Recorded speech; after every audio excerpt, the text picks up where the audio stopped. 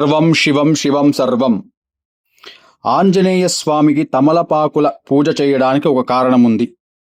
ఒకసారి సీతమ్మ తల్లి అందించే తమలపాకుల చిలుకల్ని సేవిస్తున్న శ్రీరాముని వద్దకు వచ్చిన ఆంజనేయుడు శ్రీరాముణ్ణి, స్వామి ఏమిటిది, మీ నోరు అంత ఎర్రగా అయింది అని అడిగారు.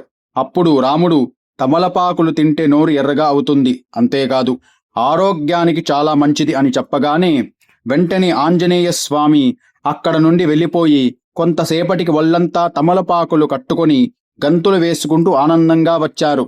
స్వామివారు ఎక్కువగా తమలపాక తోటల్లోనూ అరటి తోటల్లోనూ ఉంటారు. ఆంజనేయ స్వామి రుద్ర సంభూతుడు. తమలపాకులు శాంతినిస్తాయి. అందువలన తమలపాకులతో పూజించడం వలన మనకు కూడా శాంతిని, సుఖము లభిస్తాయి. తమలపాకులకు మరో పేరు నాగవల్లి దళాలు. తమలపాకులతో పూజించడం వలన నాగదోషం కూడా పరిహారమవుతుంది. ఈ హనుమంతునికి తమలపాకులతో అర్చన చేస్తే కలిగే ప్రయోజనాలు తెలుసుకుందాం. ఆంజనేయ స్వామికి లేత తమలపాకుల మాలను వేస్తే రోగాలతో ఇబ్బంది పడుతున్న వారు రోగం నయమవుతుంది. అంతేకాదు సంసారంలో ప్రశాంతత లేని వారికి స్వామివారికి తమలపాకు హారాన్ని వేయిస్తే సంసారంలో దుఃఖం తొలగిపోయి సుఖం లభిస్తుంది. కొందరు చిన్నపిల్లలు ఎంత ఆహారాన్ని తిన్నప్పటికీ సన్నగానే ఉంటారు, చాలా నీరసంగా కనబడుతుంటారు.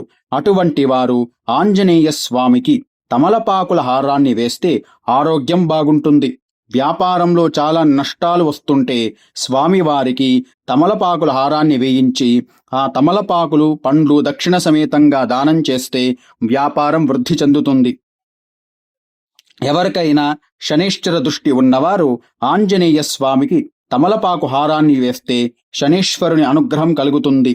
వైద్యపరంగా నయం కాని వ్యాధులు ఉన్నవారికి స్వామివారికి తమలపాకుల హారాన్ని వేస్తే, దాన్ని ప్రసాదంగా స్వీకరిస్తే అన్ని రోగాలు నయమవుతాయి. అంతేకాదు సుందరకాండ పారాయణం చేసి స్వామివారికి తమలపాకుల హారాన్ని వేస్తే అన్ని కార్యాల్లో విజయం సిద్ధిస్తుంది.